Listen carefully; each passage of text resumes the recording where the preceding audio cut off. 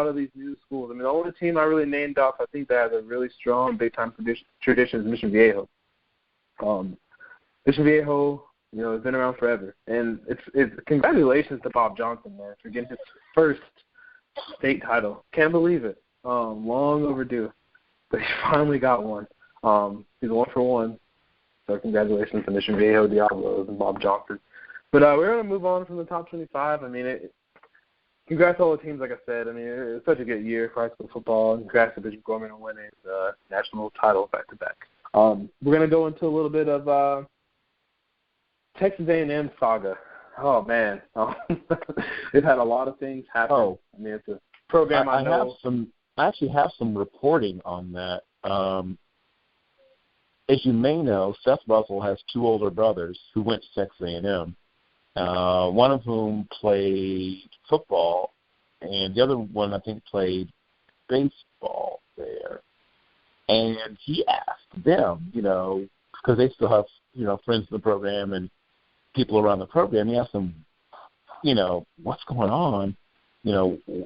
What's going wrong there? And all that his brother texted back to him was somewhat, one word. Yeah. I mean, it is kind of somewhat. I mean, I won't say 100% from what I know. I mean, from what I think. Kyle Allen, that does a lot to do with someone. It's bad, of course. But the situation with Kyler Murray is a little – I'm not going to put that all on someone. There are some guarantees made that I do know about that weren't – it's hard to guarantee stuff when you have 2 5-star quarterbacks and then one coming in 2 years. Well, now next year, and Tate Martell. So you can't play every quarterback. And Jake Hubinak's no scrub. I mean, that's a guy that was a 3.5-star guy. He tore it up in JUCO last year, and right now he's really the only quarterback on the depth chart. But, Coach Sumlin was kind of guaranteeing a little too much. He was offering the world. You only have one world. You can't offer it. You can't split it up in 4s or 3s or whatever. I'll say this. Kyle Allen's out there. That was kind of Spav's guy. Spav went out to his games in Arizona and watched him play a lot in 7-on-7s and everything like that. And I feel like Coach Sumlin's guy was Mr. Kyler Murray. And Kyler Murray, I felt like his heart wasn't in football all the way. I felt like didn't really know whether he wanted to play baseball or football or not. And he kind of just chose one. And I think he's going to go play baseball. I think he's going to, he got drafted by the Cubs pretty high. I think he re-entered the draft, play baseball somewhere else maybe, or just go ahead and play baseball now in a farm system.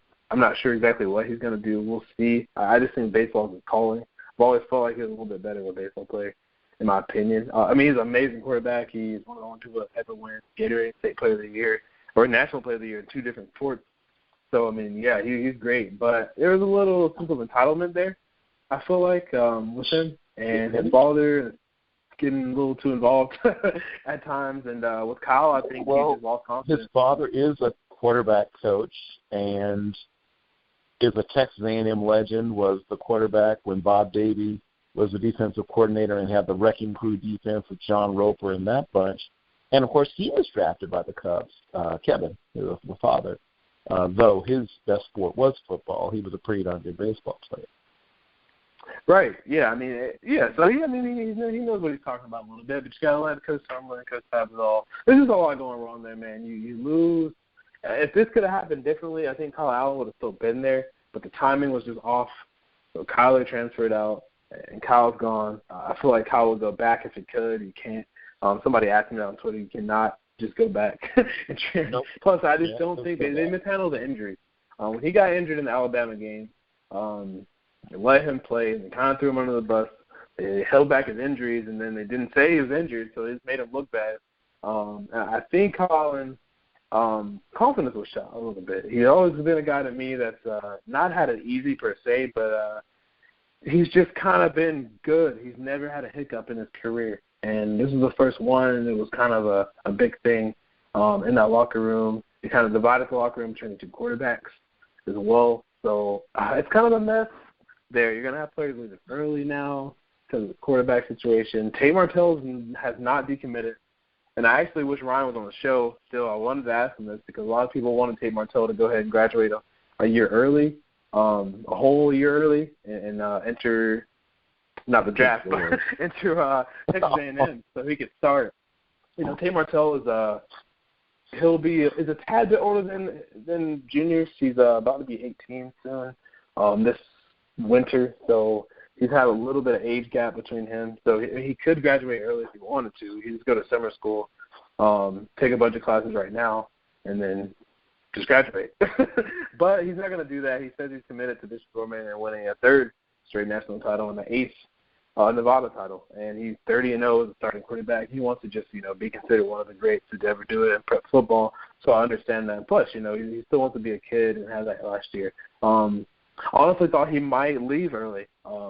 People I talked to at camps this offseason named, Malik Henry. There was talks with him possibly not even playing his senior year, and there was talks of Tate Martell not playing his senior year for a different reason, for just jumping ahead. I'm glad he didn't. I think that Tate's got to get better. He didn't win State Player of the Year. He did sophomore year, kind of regressed a tad bit. I think that was because he stayed in the pocket more and ran less, but his completion percentage was down, too low for me.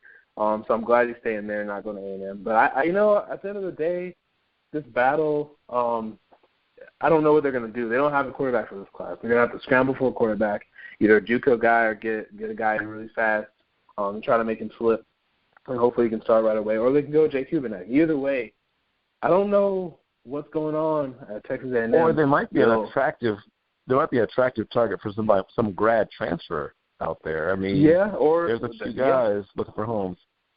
There is a grad transfer situation too, which we're going to talk about that those quarterbacks that are transferring a little bit. But Jim, I want to bring you in about this Texas A&M situation. What are your thoughts on the quarterback saga, Kevin Sumlin saga that's going on in Aggie land? Oh, well, what exactly is happening at Texas A&M? Oh, they lost Kyle Allen. He transferred out. All their quarterbacks left, Jim. Yeah, they lost 2 5-star quarterbacks in the past 2 weeks. And now they're down to one quarterback, Jay Kubinak, because Connor McQueen is their other quarterback, but he's graduated finally. Oh, he's been there. What's Texas A&M going to do? This is like a Macaulay Culkin sort of shocks moment. So Kyler Murray is gone too? Yeah, Kyler Murray's gone. He don't know where he might end up playing baseball. He was the number 1 ranked second baseman in the country as far as baseball goes. So he still can go to the Cubs. He can sign a contract with them because he hasn't played college baseball yet. So he still has his draft eligibility for this coming up spring. And where's Kyle Allen going? I mean, hasn't gone anywhere yet. Don't know.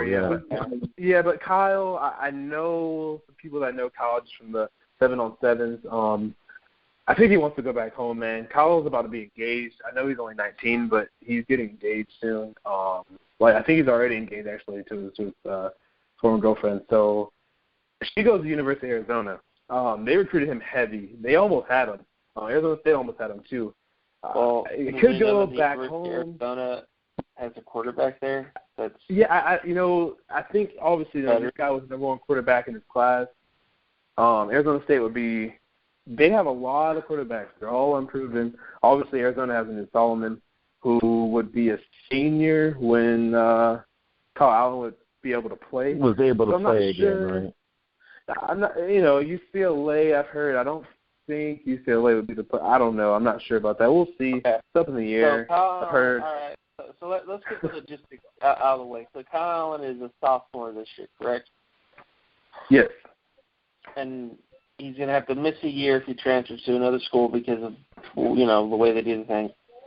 So he would be a senior when he finally gets a chance to start. He would be a redshirt junior. Redshirt junior. Yeah, he'd have 2 more years. Okay. And by the way, I do want to let you know that the front runner for him to transfer is Oklahoma, just because Baker Mayfield would graduate by the time Kyle Allen would be able to play, and the style of offense, and they recruited him heavy too. So that would be probably the front runner right now. I would suggest Oklahoma doesn't do that, but I don't know. I mean, both of those guys are guys that struggled. Kyle Allen especially. Whatever happens to him, I mean, we'll see what happens. He wants to go to, I mean, if he's homesick, fine.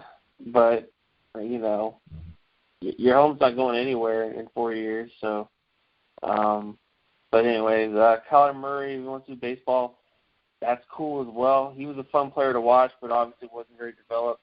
In terms of what Texas A&M does, they're just going to keep doing what they're doing. Obviously, they're going to have to get some quarterbacks there for sure, and it's going to be a little rocky. But I don't think Kyle Allen or Kyler Murray are guys that, at least to me, at least with Kyle Allen, mainly, he would need major strides for that offense to get a lot better in terms of quarterback play. So it's not as big of a loss, I guess, as, I mean, sure, it's a loss because now they're back to, was it Hubernick? Or? Yeah, Jake Hubernick. Right. I know that's kind of scary, but, I mean, you know, it's not Jake Heaps scary. So. No, not quite. I mean, this kid tore it up at Eastern, I think East Mississippi Community College or whatever. He did a really good job there, and he had some, you know, moments last year. In the spring game, he did pretty good. So, and plus, their receivers are so good that, you know, probably help him out. He doesn't throw the long ball really well, though. That's going to be a concern. I don't know. I mean, I feel like the Kyle Allen loss is big, but the fans, losing Kyler Murray is just kind of almost the end of the world because, I mean, he's considered one of the best players to ever. Quarterbacks there. I mean, remember the quarterback last year?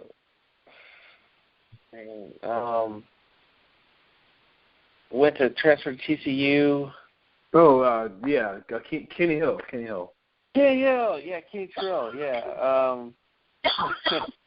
The thrill, baby, the thrill.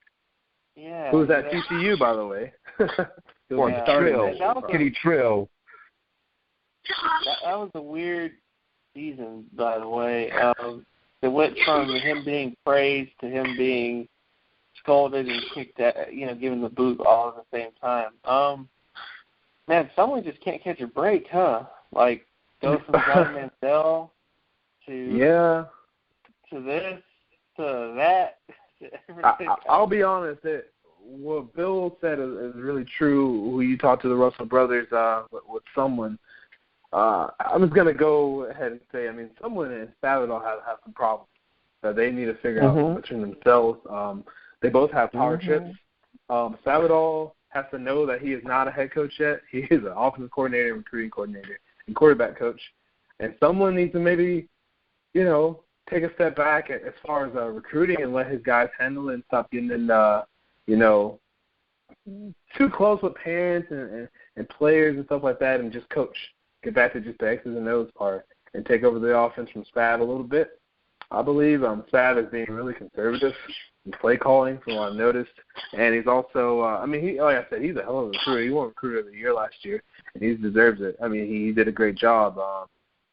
But, you know, he's playing favorites with guys, and both of them are. And they kind of need to come together and figure it out. There's some rift between those two guys, and you can't have that between your OC and your head coach, who's supposed to be really close guys, but I don't see it working right now. There's guys saying they had, you know, arguments in the locker room all the time and at practice over play calling and things like that, and players.